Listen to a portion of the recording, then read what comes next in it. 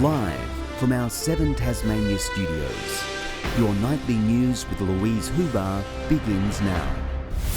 And Tasmania's COVID death toll has climbed to 108 after 2 men died in the state's north.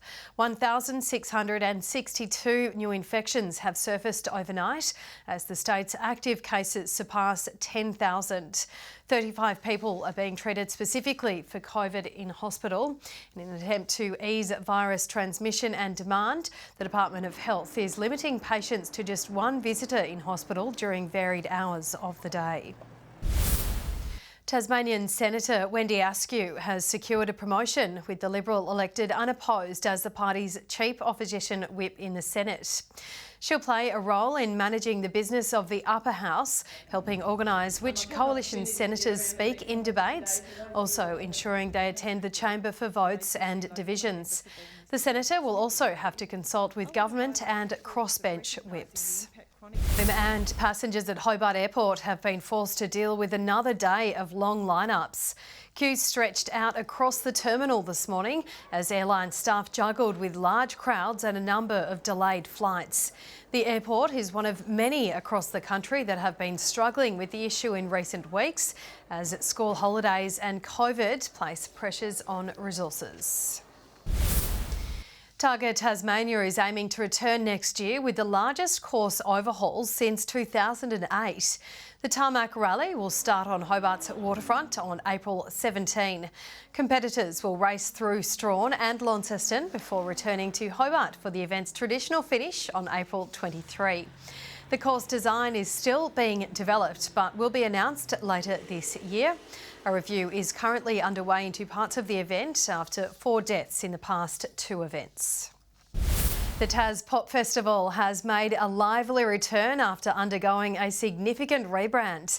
Attendees turned up in style, dressing as their favourite characters to meet the retro theme. A whimsical dream come to life. The TASPOP South Festival saw cosplay enthusiasts streaming into Hobart, excited for the event's return. It's the first festival that we've actually been able to run in the South since 2018 when we did Icon. From old school video games to art contests and fantastical stall holders, there's something for everyone. My personal favourite is the cosplay mystery date, where it's basically like a dating event, but people are dressed up as certain characters. So, you might get some romance with Kermit and a stormtrooper. Bringing the cosplay community together and celebrating individuality.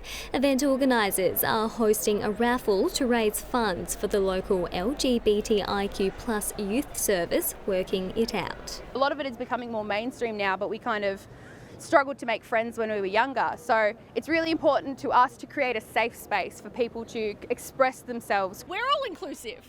We love it. We aim to get the new people in and encourage them to do bigger and better things. The festival will be back again tomorrow, this time with a special costume competition. So we're going to see a heap of people in really incredible cosplays that some of them will have done months ago, some of them will have hot glued together at 4 a.m. the night prior. I've been working on it for about a year. TASPOP will travel north next year, bringing all things action and anime to Launceston. Brianna Boylan, 7 Tasmania News. Golfers from around the country have arrived in Tasmania to brave the weather and participate in a unique event. BRIDPORT's BARNBOUGLE golf course is hosting a parallel tournament to the British Open over 3 action-packed days of competition. Swinging into its 16th year, the BARNBOUGLE British Open has teed off. 96 golfers from across the country have descended on the island state to take on the prestigious course. This is the best 5 days of their year, every year, and their wives get so frustrated because they counted down for the last 200 days. This is as close as you'll get to, a course like St Andrews where they're playing the Open this year. It's just a great style of golf. It's a different style of golf. It's a classic links course, one of the best in the world, so we're very lucky. The popular 3-day event has returned after 2 years, drawing in many mainlanders. We're from Adelaide, so we had a practice round yesterday, so it was very intimidating, but we're having a great time. It's by far the best course I've ever played. Just sensational. Yeah, great to be back, and golf course is in great order, and the good fun guys. What else is magic? Absolutely magic. Men you don't see for a year, and it's like you saw them last month. Like, it's just a great camaraderie, really good, and predominantly it's about having fun and enjoying your golf. The Tassie weather turning it on, mirroring typical British conditions. We've tried to be as authentic English, Irish type weather as we can, and they've been spoilt the last few times and had beautiful weather, so I've promised them this year that there'll be a little more challenge. Across to St Andrews, the Aussies are leading the way with 2 in the top 10, including Cam Smith in first place. McKenna Bailey, 7 Tasmania News. 2 Scottsdale men have put their locks on the line to raise money for a cause close to their hearts. The dynamic duo donating their time and hair to raise money for the Leukemia Foundation. Braving the world's greatest shave, 2 local legends have lost their locks all for a good cause. It was a bit of a nervous moment, that's for sure. We got no hair. Friends Cam Hartley and Luke KOLKERT have gone under the razor to raise money for the Leukemia Foundation. This is a cause close to my heart, as my brother was diagnosed with lymphoma cancer, leukemia cancer, and he had to have his hair all shaved. So I thought this is a good opportunity to give back to him. It's the second time Luke has participated in the fundraiser, but it was a first for shaving his beard. It was Luke's idea to get all this together today. You roped Cameron in. Yeah. Didn't you? Yeah. Yeah. And we've... And I'm proud of you. We're all proud of you.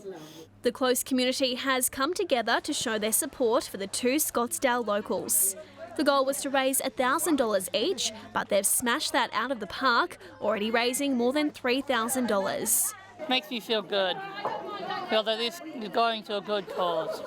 McKenna Bailey, 7 Tasmania News. In the TSL now, and Launceston have come from behind at quarter time to defeat bitter rivals North Launceston at Windsor Park. In the other matches, 3 goals from Colin Garland helped Clarence edge out Lauderdale to boost their top 4 hopes, while inaccurate Kingborough had a comfortable win over North Hobart. Gusty conditions greeted the Northern Derby. North Launceston got first use of the breeze and kicked away early on. Strikes the ball well off the left foot, straight over the goal umpire's hat in the north. But it was an inaccurate 4-6, the Northern Bombers not making the most of their opportunities. Launceston making them pay in the second quarter. They kicked 7 straight goals to nothing, opening up a 25-point lead at half-time.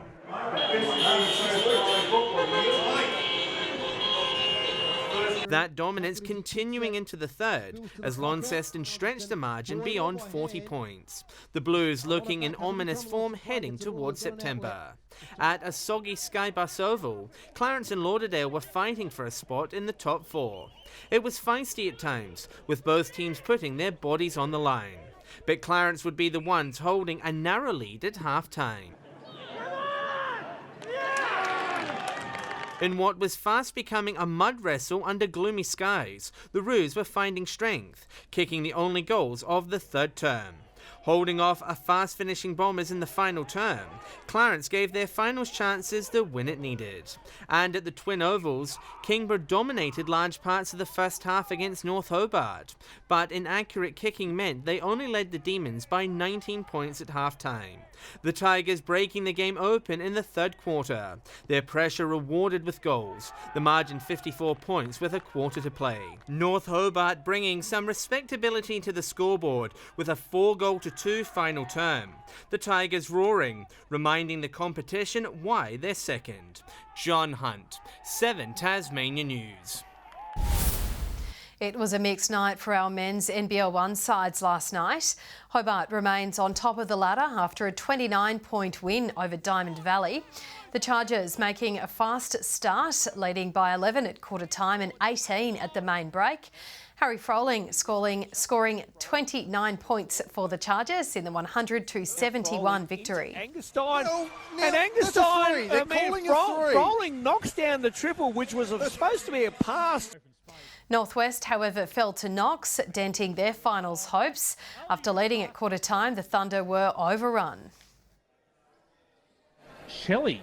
Oh, Austin Shelley again with a 3-pointer. The Raiders coming away with 69-50 win. Meanwhile, both the NBL 1 women's sides came away with victories. The Tornadoes' finals chances were boosted after thrashing Knox 92 points to 50. Mariana Tolo scored 23 points, while Keely Froling continued her strong form with 33 back points. To Froling, releases for 3 and makes it. Passes it off the backboard. In Kingston, the Chargers made it back-to-back wins, defeating Diamond Valley Eagles 93-66.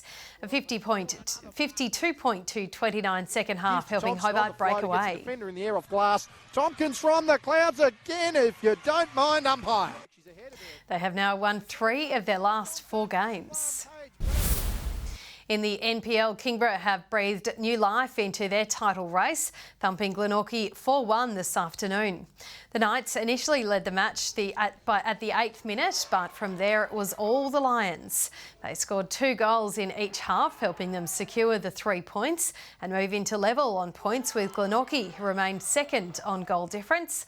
Both teams are now 11 points behind ladder leaders Devonport, who defeated Clarence 3-2. Good evening. A top of 14 in Hobart today, 12 in Launceston and Burnie, Devonport 13, Grove 15, 13 on King and Flinders Island, 11 in Strawn and 4 degrees in Lyowini. The satellite pictures show extensive low-level cloud and bands of high-level cloud over the state. A band of middle to upper-level cloud associated with the cold front is moving over South Australia and into Tasmania, Victoria and New South Wales, while low-level cloud can be seen across southwestern WA. Tomorrow we see a strong cold front crossing over Tasmania during the morning, with a cold southwesterly airstream to follow, and a trough associated with more cold air will move over the state in the evening. Northwesterly winds of 25 to 35 knots tomorrow, reaching up to 40 about the north in the morning and the south during the afternoon. A gale wind warning is in place for much of the state, including east of Flinders Island, and a strong wind warning has also been issued for some areas, including the southwest lakes. While there's a bushwalkers alert for the western and central plateau districts and a sheep graziers warning for much of the state. Showers across the south tomorrow with a top of 13 in Hobart and Richmond, 12 in Ouse. Launceston 13, showers and wind easing in Devonport, 11 in Deloraine. Burnie 12, showers in Strawn and windy and showers in Curry. St Helens 14, a shower or 2 in Swansea and 13 in Whitemark. Fine about the north on Monday with light showers elsewhere, mostly clearing by the evening. Tuesday, fine apart from a few isolated showers about the east and widespread frost. And Wednesday, also fine apart from a few isolated light showers about the far south. Partly cloudy in Brisbane tomorrow, Sydney sunny and 20, showers easing later in Adelaide and 30 in Broome. And right now in Hobart, it's mostly cloudy and 11, Launceston 9 and cloudy, Devonport also cloudy and 11, and it's meant to be a wet day across the state tomorrow, Lou. Certainly looks like it. Thanks for that, Victoria. And that's all your news for this Saturday evening. Thank you so much for joining us. We'll see you again tomorrow. Have a lovely evening. Good night.